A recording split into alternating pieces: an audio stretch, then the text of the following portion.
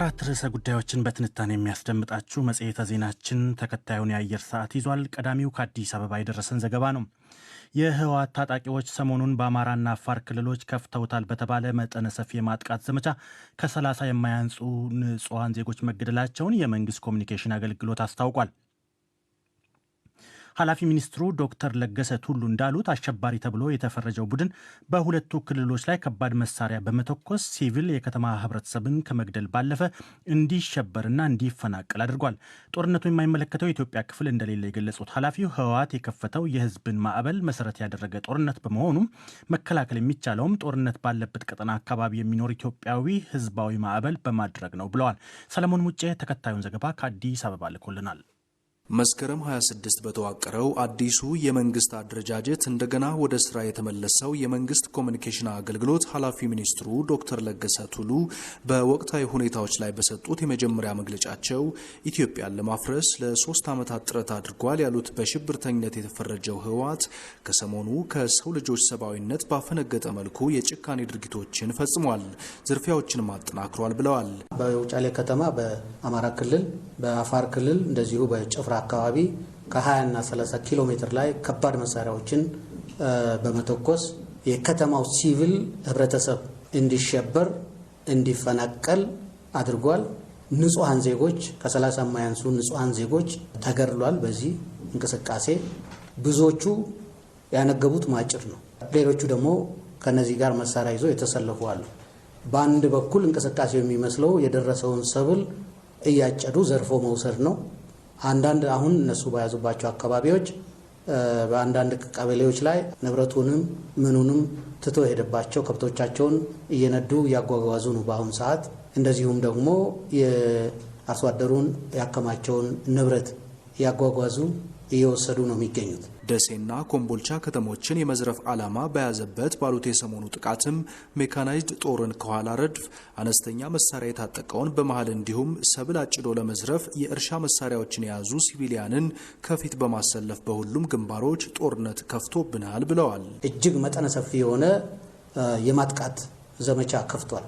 የማጥቃት ዘመቻው በዋነኛነት ወታደራዊ ኢላማዎችን ማዕከል ያደረገ ሳይሆን ህፃናትን፣ ሴቶችን፣ አዛውንቶችን፣ የጦር ጉዳተኞችን እና ሽማግሌዎችን ያሳተፈ በጣም በብዙ ሺዎች የሚቆጠር በፊት በማሰለፍ በጣም ከፍተኛ የሚባል ዘመቻ በኢትዮጵያ ላይ ከፍቷል። መንግስት የህወሓት ታጣቂዎችን አሳንሶ እንደማይመለከት የገለጹት የመንግስት ኮሚኒኬሽን አገልግሎት ኃላፊ ሚኒስትሩ የተከፈተው ጦርነት ኋላ ቀርና የ15ኛውና 16ኛው መቶ ክፍለ ዘመን ቢሆንም የሚመከተው በዚሁ መንገድ በመሆኑ ከመከላከያ ጎን በመሰለፍ መመከት የግድ የሆነበት ወቅት ላይ እንገኛለን ብለዋል።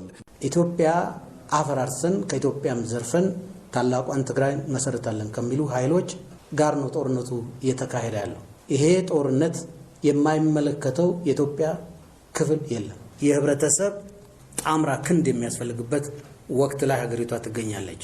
የህዝብ ማዕበል በመፍጠር የሚደረግ ጦርነት በመሆኑ የህዝብ ማዕበልን ማዕከል ያደረገን ጦርነት ማስቆም የሚቻለው ህዝባዊ ማዕበል በመፍጠር ነው።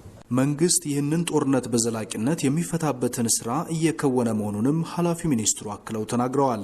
መንግስት አገራዊ ሉዓላዊነትን ክብርና ዝናን ለመጠበቅ ከመቼውም ጊዜ በላይ ዝግጁ ነው፣ ብቃትም አለው።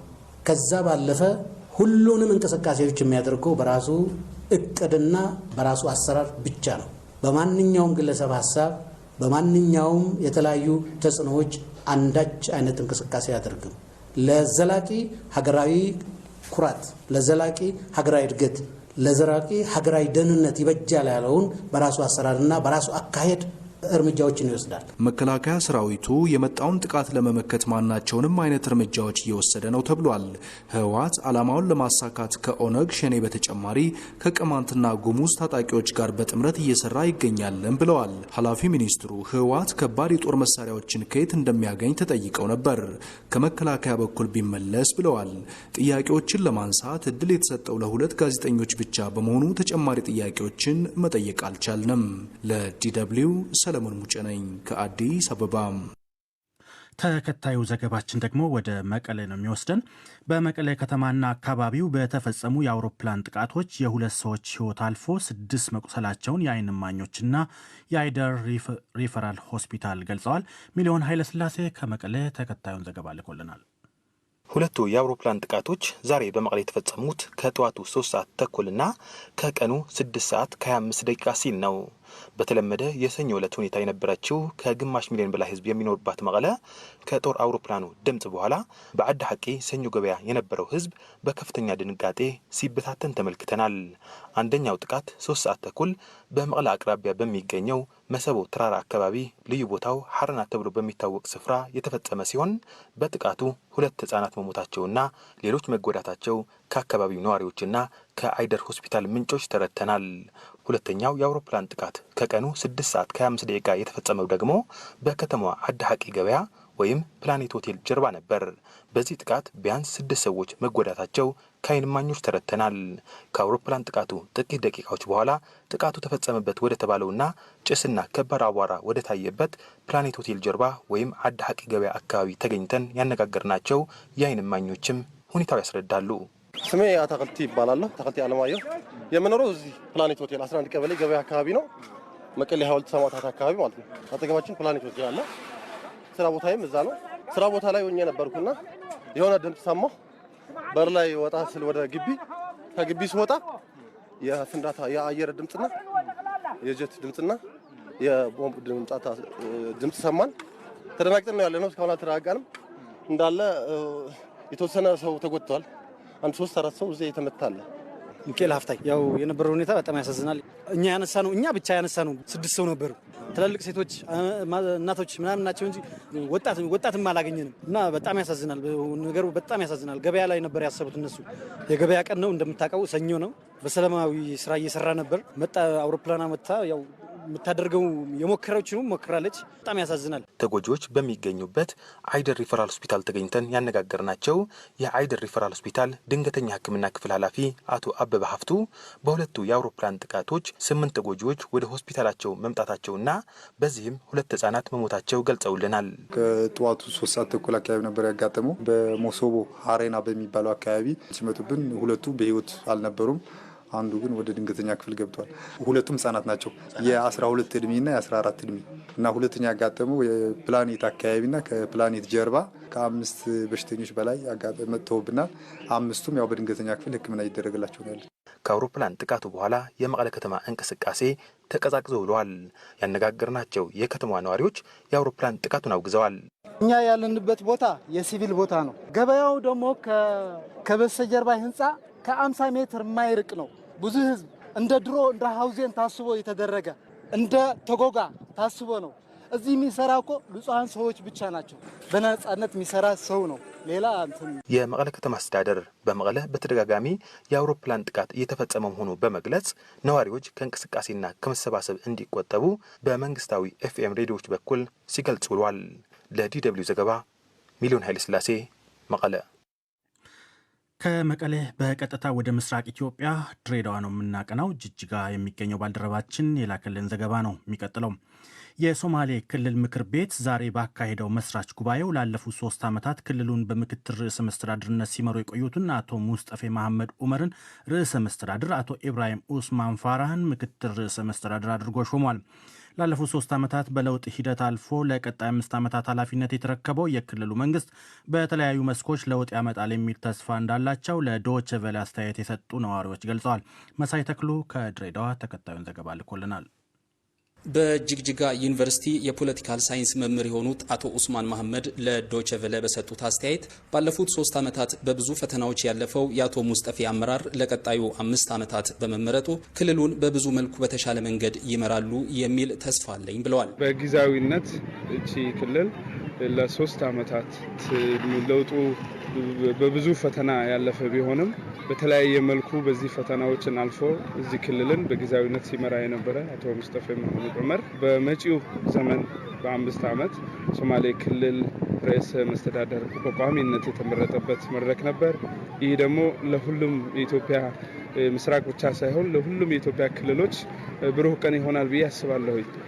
ሶማሌ ክልል ጥሩ ፕሬዝዳንት ተመረጠ ማለት በአፋር በኦሮሚያ ክልል፣ በአማራ ክልል፣ በደቡብ ክልል በየትኛውም የኢትዮጵያ ክፍሎች ሰላም እንደሚሆን የሚመለከተውን እንዳለ የኢትዮጵያ ፖለቲካ ተመልካች ተቋሚዎችንም ባሳተፈ መልኩ የተለያየ ቋንቋዎችንም ባሳተፈ መልኩ ሌሎችን ባህሎችን ባገናዘበ መልኩ እቺ ክልል ይመራል የሚል ተስፋ አለኝ። በዚህ ተስፋ በተሞላ መድረክ ነው ዛሬ የተሳተፍኩት እና በጣም ደስ የሚል አዝማሚያ ነው ዛሬ የተመለከትኩት። የጅግጅጋ ነዋሪ የሆኑት አቶ ስንታየው እሸቱ ተመሳሳይ ሀሳባቸውን ገልጠው በቀጣይ የመልካም አስተዳደር ችግሮችን በመፍታትና በስራ ዕድል ፈጠራ ላይ ቢያተኩሩ የሚል አስተያየት ሰጥተዋል። ሶማሌ ክልል በብዙ ችግር ከዚህ ከ3 ዓመት በፊት ከለውጡ በፊት ብዙ ችግር የነበረበት ክልል ነው። ብዙ ችግር ሲደርስበት የነበረ ነው። እነዚህ ደግሞ አሁን የተመረጡ ሰዎች ችግሩንም ልማትም አንድ ላይ ያስኬዱ የነበሩ ሰዎች ስለነበረ የጀመሩትን ልማት ያስቀጥላሉ ብለን የምናስባቸው ሰዎች ስለተመረጡ በጣም ደስ ብሎኛል። አዲሱ አመራር ከዚህ ቀደም ብዙ ስራዎች እየሰራ ነበረ። ማረጋጋት ስራ ነው አብዛኛውን ጊዜ 3 ዓመት ሲሰራ ነበር። አሁንም ደግሞ ህዝቡ እንዲረጋጋ፣ መልካም አስተዳደር እንዲሰፍን፣ መልካም አስተዳደር ችግሮች አሉ ወደ ታች ያን ነገር ተቀርፎ ህዝቡ ተጠቃሚ እንዲሆን፣ ማህበረሰቡ እንዲጠቀምና የስራ ዕድል እንዲፈጠር ለወጣቱ ቢደረግ መልካም ነው።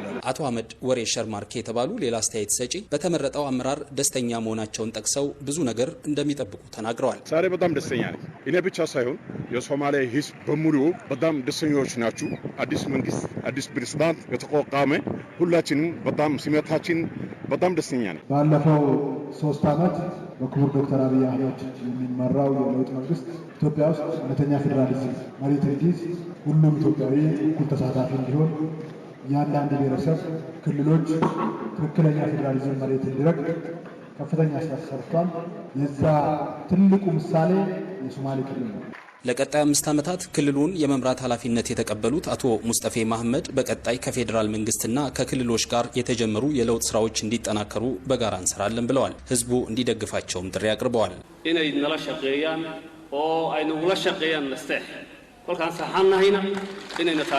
ህዝባችን አብሮን መስራት አለበት። ስናጠፋም ተከታትሎ ማረም አለበት።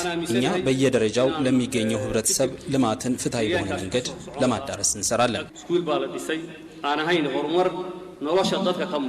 ለቀጣይ 5 ዓመታት ክልሉን የመምራት ኃላፊነት የተቀበሉት አቶ ሙስጠፌ መሐመድ በቀጣይ በተለያዩ ጉዳዮች ለውጥ ለማምጣት እንደሚሰሩ ተናግረዋል። ርዕሰ መስተዳድሩ በክልሉ ከተካሄደው ምርጫ ራሱን ያገለለውን የኦጋዴን ብሔራዊ ነጻነት ግንባር ኦብነግ 2 አመራሮች ያካተቱበትን የካቢኔ አባላትን ሹመት ለምክር ቤቱ አቅርበው አጸድቀዋል። በክልሉ መቀመጫ ጅግጅጋ በተካሄደው መድረክ የኦሮሚያ ክልል ርዕሰ መስተዳድር አቶ ሽመልስ አብዲሳ፣ የሶማሌላንድ ምክትል ፕሬዚዳንት አብዱራህማን አብዱላሂ ሰይሊሂ፣ የኦብነግ አመራሮችና ሌሎች ጥሪ የተደረገላቸው እንግዶች ተገኝተዋል።